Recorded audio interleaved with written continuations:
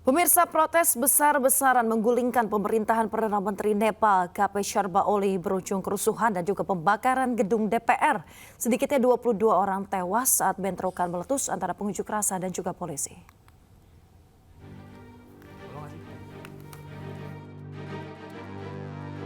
Demonstrasi besar yang digalang Gen Z di Nepal sejak hari Senin berubah menjadi tragedi yang menelan korban jiwa dan merusak bangunan negara.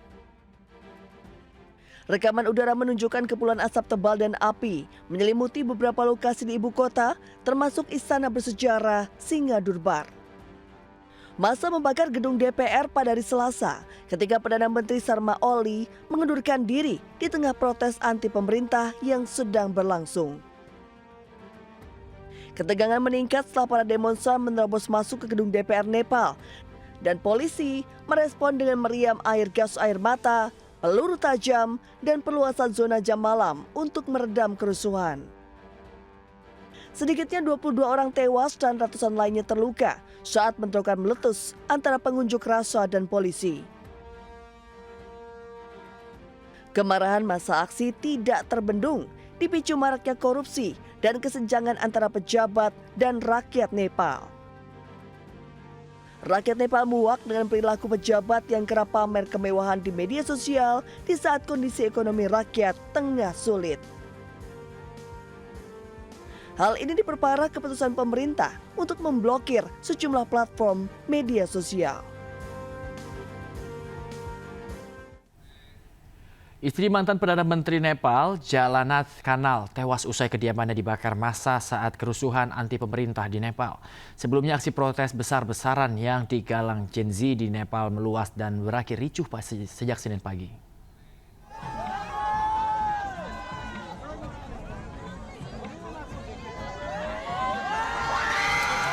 Aksi protes besar-besaran yang digalang Gen Z di Nepal mengguncang Kathmandu dan sejumlah kota lain di Nepal sejak Senin. Kerusuhan meluas hingga ke pusat pemerintahan, bahkan gedung parlemen dan rumah pejabat turut dibakar massa.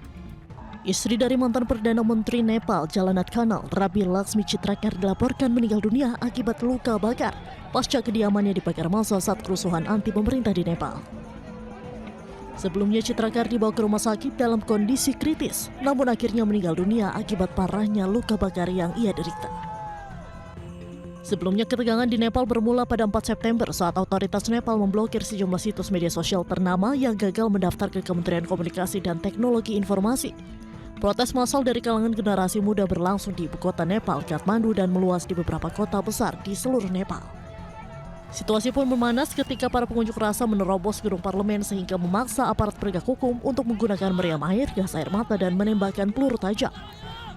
Sedikitnya 19 orang tewas dan pengunjuk rasa lainnya terluka dalam aksi tersebut.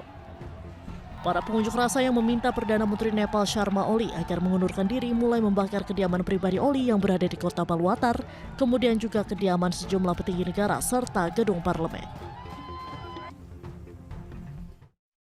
Pemirsa, buntut demo berujung ricuh dan anarkis, sejumlah menteri kabinet terpaksa dievakuasi dengan helikopter. Pasca Perdana Menteri Nepal mundur, militer Nepal mengambil alih kendali kekuasaan.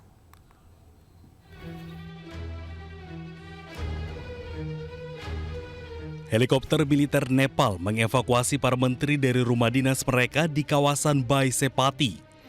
Pejabat pemerintah lain juga dievakuasi ke barak militer dan mendapat pengamanan lebih ketat.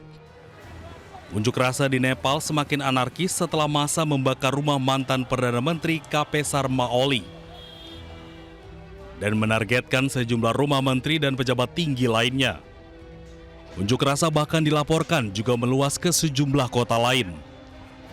Setelah protes nasional menggulingkan pemerintahan Perdana Menteri KP Sharma Oli, kini militer Nepal mengambil alih kendali untuk memastikan ketenangan di negara Himalaya tersebut hingga pemerintahan baru terbentuk. Nepali दाजुभाइ तथा दिदी बहिनीहरू, नेपालको इतिहासदेखि नै नेपालको स्वतन्त्रता, सार्वभौम सत्ता, भौगोलिक अखण्डता, स्वाधीनता, राष्ट्रिय एकता र नेपाली जनताको सुरक्षार्थ Jam malam telah diberlakukan dan militer menyatakan berbagai aksi vandalisme, penjarahan atau serangan terhadap individu akan berujung pada tindakan tegas. Pemirsa, sebuah video lama menunjukkan seorang anak SMA di Nepal berpidato berapi-api tentang kekecewaannya terhadap para pemimpin Nepal. Video ini menjadi viral di tengah demonstrasi besar-besaran yang terjadi di Nepal. Today I stand here with the dream of building a new Nepal. With the fire of Video seorang anak laki-laki yang masih duduk di bangku SMA, Avishka Raut, mendadak viral setelah menyampaikan pidato berani tentang isu korupsi di Nepal dalam sebuah acara sekolah.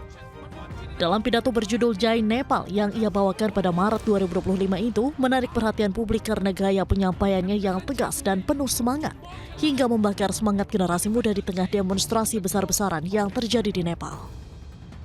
Nepal, our mother, this country gave us birth, nurtured us. But what did it ask in return? Just our honesty, our hard work, our contribution. But what are we doing? We are bounded by the chains of unemployment, fleeing abroad in search of opportunities. We are trapped by the selfish games of political parties. Youth, rise! We are the torch bearers of change. If we do not raise our voices, who will? Tak hanya menyoroti praktik korupsi, ia juga berbicara soal pengangguran dan penderitaan anak-anak muda yang terpaksa meninggalkan Nepal demi mencari nafkah di negara lain karena pemerintah gagal memberikan kemakmuran. Pidato Avishka Raut ini pun menjadi simbol demonstrasi Gen Z yang mengguncang Nepal. Kita awali informasi Anyus pagi hari ini terkait dengan jumlah korban tewas akibat banjir yang menerjang di sejumlah daerah di Bali terus meningkat. Ya, hingga Rabu malam pemirsa, Polda Bali mencatat terdapat 9 korban tewas akibat banjir Bali yang tersebar di sejumlah wilayah. Di mana 4 orang tewas berada di wilayah Denpasar, 1 korban tewas di wilayah Badung, 2 orang tewas di wilayah Jembrana, dan 2 korban tewas lainnya di wilayah Gianyar. Selain korban tewas, banjir di Bali juga mengakibatkan banyaknya kerusakan bangunan pemirsa. Harus cukup deras di jembatan.